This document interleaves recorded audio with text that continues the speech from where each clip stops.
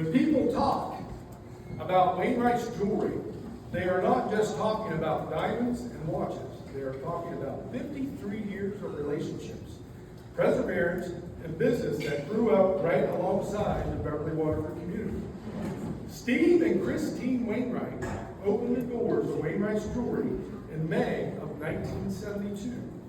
Armed with determination and strong work ethic, and a whole lot of faith at the time, Steve was still finishing college, and Christine courageously ran the store on her own for nearly a month, learning the business as she went. The opportunity itself came unexpectedly when Steve's father called and said Dean Kincaid was selling his jewelry store due to illness. Steve's response was he didn't know anything about jewelry. His father's reply said it all. You can learn. And learn he did. That belief was put to the test almost immediately. Shortly after purchasing the store, they were robbed. The front door was broken in, and nearly everything of value was taken. For many new business owners, that moment would have been the end.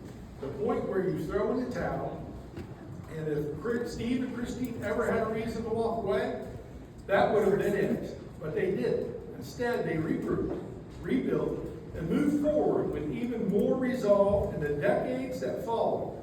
The store stood strong, earning trust in the hard way and building a reputation for honesty that carried them through more than 50 years. In 1976, another important chapter unfolded when Steve struck up a conversation with Herb Casey, who was planning to build a pharmacy nearby.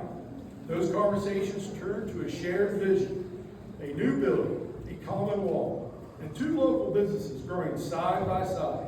It wasn't uncommon to find Steve and Herb discussing business in the Wall Street Journal, while customers wandered in and out, and their kids played, grew up, and learned what it meant to be part of a family business. Wainwright's Jewelry wasn't just a store. It was a second home for their family, and in many ways, for the community. Over the years, Wainwright's expanded, including the purchase of the McConnellsville store in 1984. While Steve was still serving in the military reserves, they worked tirelessly, often 7 days a week around the holidays, living more hours in the store than anywhere else. Their philosophy was simple: live within their means, focus on quality, and take care of people. They relied on repeat customers, earned trust, one repair and one conversation at a time, and proved that even in a small town, a business could thrive when relationships come first. Perhaps one of the most remarkable parts of the Wainwright's Jewelry Store is that they thrived as a retail luxury business in a town of barely 2,000 people. Over the years, they've competed with big box jewelry stores, national chains, and eventually online jewelry sales. Odds that would have discouraged many, yet somehow they always seem to have just the right recipe for success. That recipe was simple but rare. Stand behind everything you sell, fix what you sell, and offer personal guarantee that it is as good as a handshake in an industry that is increasingly moving toward volume and convenience. Wainwright's Jewelry stayed rooted in trust, craftsmanship, and relationships, and that is what they truly set them apart. Steve's commitment to service did not stop at the storefront. The U.S. Army veteran, Steve is a Fort Fry High School class of 1968 graduate and a John Carroll class of 1972 alumnus, where he worked at Globe to help pay for college and proudly played varsity football for the Blue Streaks.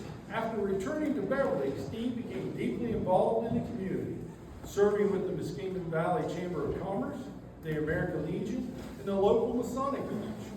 He has always answered the call when someone needed help, whether that meant assisting with funeral services for veterans and friends, offering words of comfort, or even officiating weddings when asked. A 1966 graduate of Waterford High School, Christine shares the same heart for service as a longtime member of a CCL, American Legion Auxiliary, in the Eastern Star. Together, they've shown that running a business and giving back aren't separate things. They go hand in hand. Another cornerstone of Wainwright's Jewelry has always been the people behind the counter.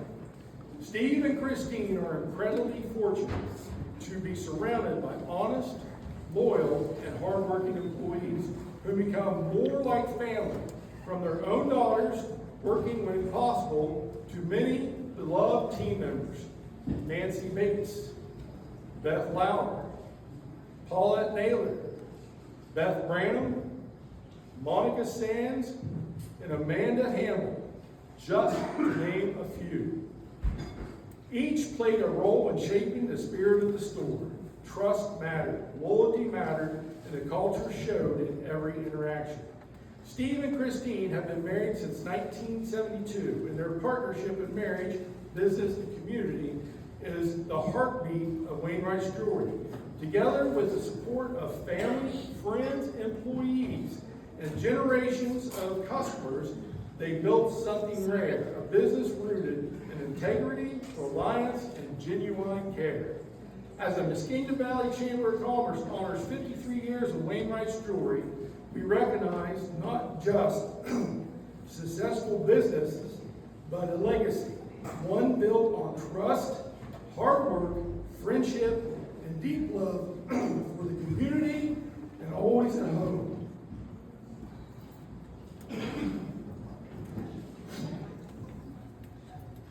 Steve and Christine have left many fingerprints in our community, on their employees, with the Legion, with the B&W Homecoming. They have done a lot, and their fingerprints are all over this community. Our 2026 Paul King Founders Award winners, Steve and Christine Wainwright.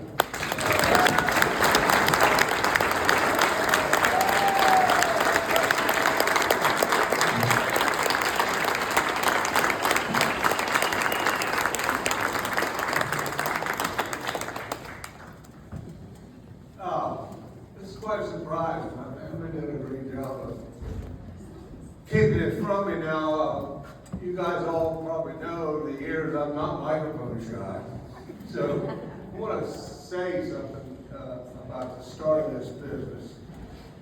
It was my father, when I had planned to go back and become a steel worker. I was already an assistant foreman. And I said, Dad, I'm going back to the Globe. I said, that's a good job, but he said, he had saved more.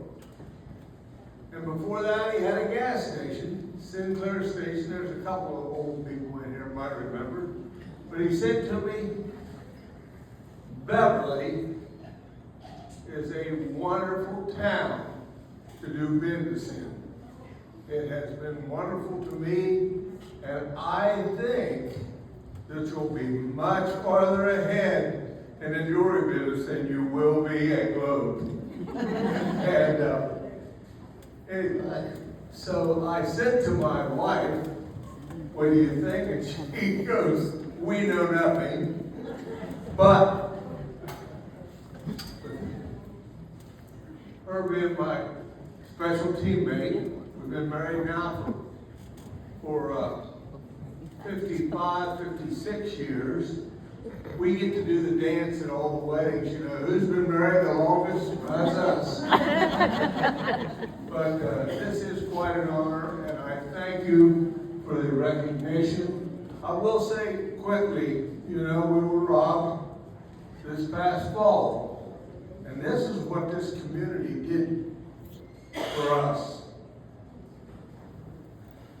Not only did they come back, and I know because that I lost so much, they dealt with me, and my accountant said, how did you have a bigger year this year when you lost $50,000? And I said, well, you just have to know the people of Beverly. and they are wonderful. So I thank you so much. I don't know how many more years I can do this. She's got to put up with me a little bit longer. I do want to recognize Sharice. She worked for me also in McCombsville for a long time. You can't make it. Anybody in here, we're all businessmen. You can't make it without that special person or persons behind you. You know that. So again, thank you so much, Sam. Thank you, Chamber. It's quite an honor. Thanks.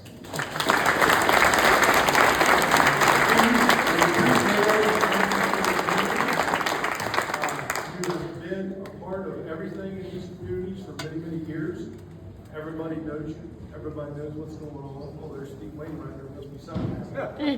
You know, between the homecoming, between the Legion, between your businesses. Like I said, your fingerprints are all over these communities, and they will be for many, many years. Well, I think there's probably 3 or 4 generations of people in here that I've dealt with too, so thank God for you guys. My first experience with Steve was when I was a little shithead 5th, 6th grader playing football. Yeah. And he come down and help coach football. Yeah. And, Pee-wee football. yeah, Pee-wee football. That was my first experience with Steve. I can't remember who all, I think Steve Baker was a good maybe.